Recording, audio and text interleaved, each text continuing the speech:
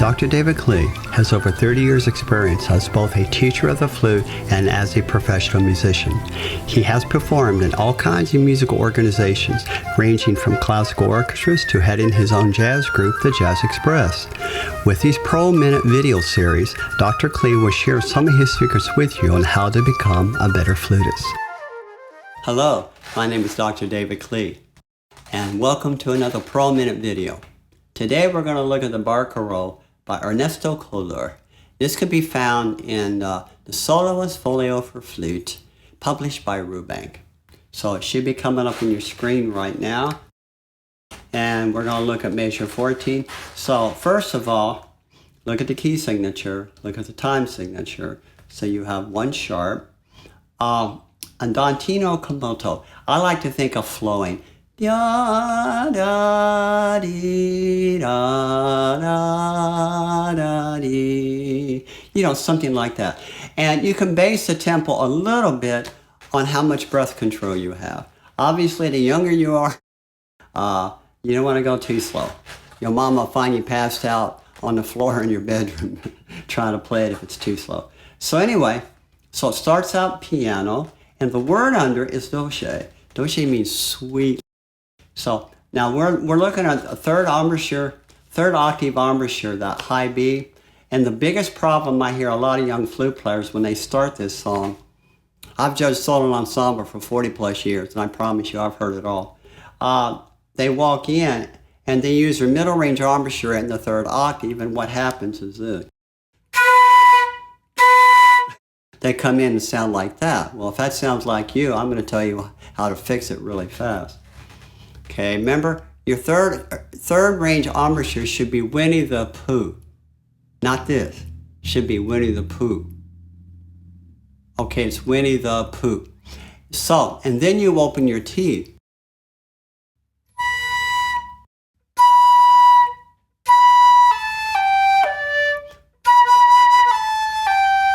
And what happens with that open like this, I can play very soft and very controlled. So anyway, here we go.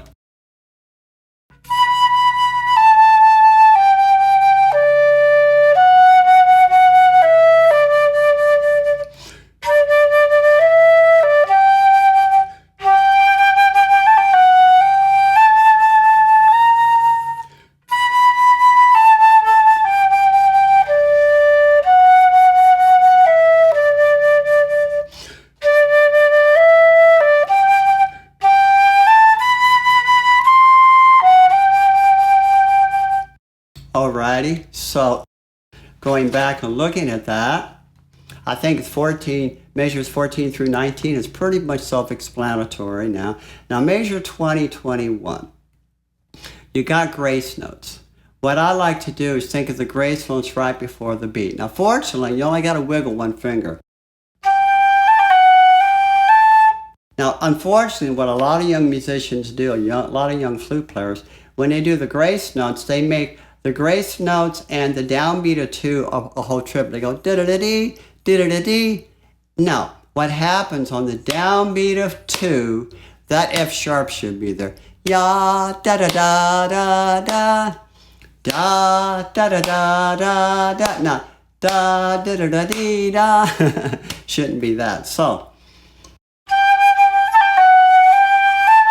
that's what you want to do. Now be careful, measure 21. You have an A sharp, which we know is a B flat.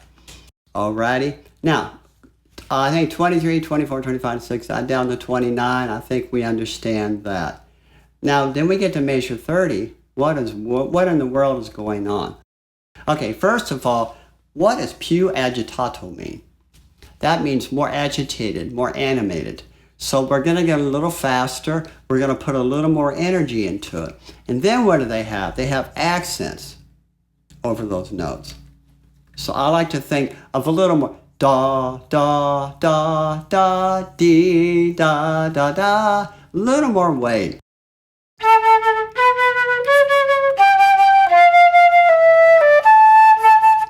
And you notice under measure 33, there's a word that says accelerando. So what we're doing, we're gradually getting faster. I would say we're getting faster from measure 30 all the way to measure 37. And what that does, it adds energy. Okay, so I'll try some of that.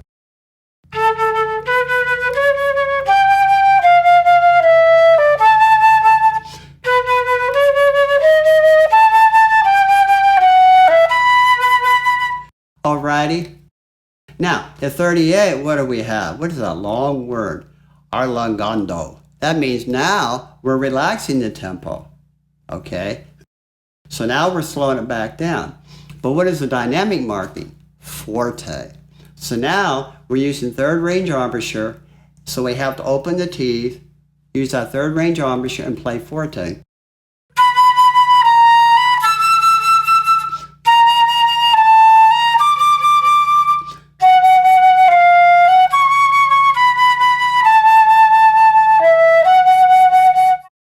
Alrighty. Now measure 46, that should look really familiar. That's just like measure 30. Okay, it's kind of a rehash. In fact, it's an exact rehash. Okay, and you notice at 46 it says again agitato. So now it says comprima. So we're really pushing that tempo and getting faster.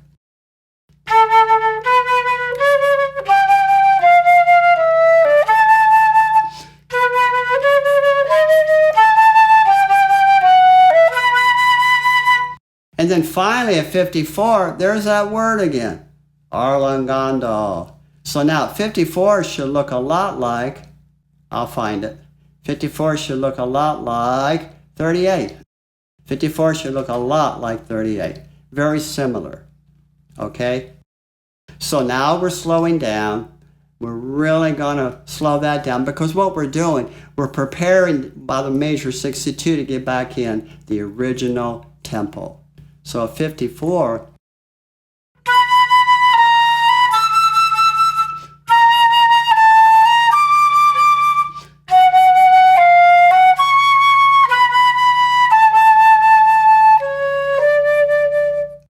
alrighty. And you notice what I did at 61, I faded out a little bit on that last note. I brought down the dynamic because we finished the phrase.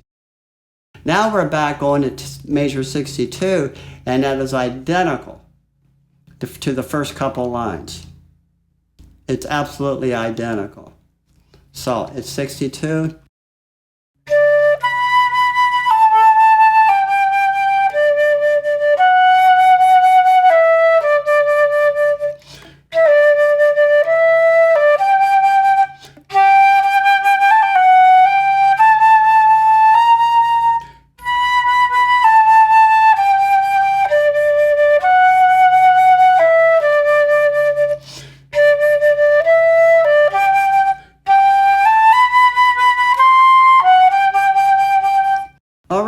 So that should sound very familiar. Now, the ending, 78 to the end, is kind of a coda, codetta. They're kind of finishing up the song. So I'll start at 78.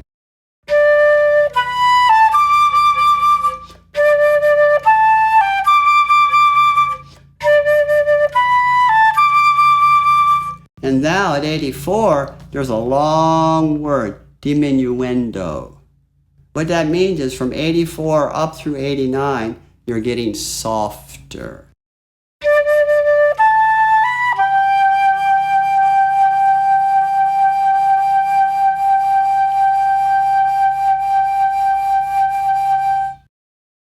And what you want to make sure you do, that's real hard to do for a young flute player. Make sure you're not breathing from your chest. Make sure you're breathing from your diaphragm. The reason why, as the air runs out, I mean, you only have so much air. So as the air is running out, I'm actually pushing more and more from my diaphragm. And what that does, that keeps the air at a constant pressure until there's no air.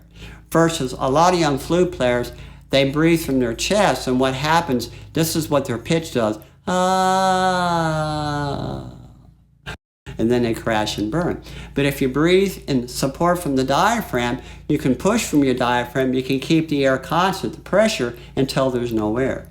And that's what I did there. And that's how you can play it in tune. So I'll do it again from 85.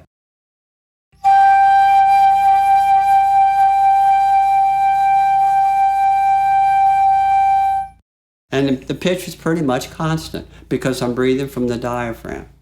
It's absolutely a really neat little piece. It's a lot of fun. And I think the biggest thing here is to work with your pianist, and they'll help you adjust the different tempos and the accelerandos and the arlingondos, and they'll help you with all of that. And so that's what really will help make this a fun piece to play. It's absolutely beautiful. But I think you'll be on your way, and I look forward to you guys and gals playing this a solo ensemble in the not too distant future. So until next time, this is Dr. David Klee, and we'll talk to you later. Bye-bye.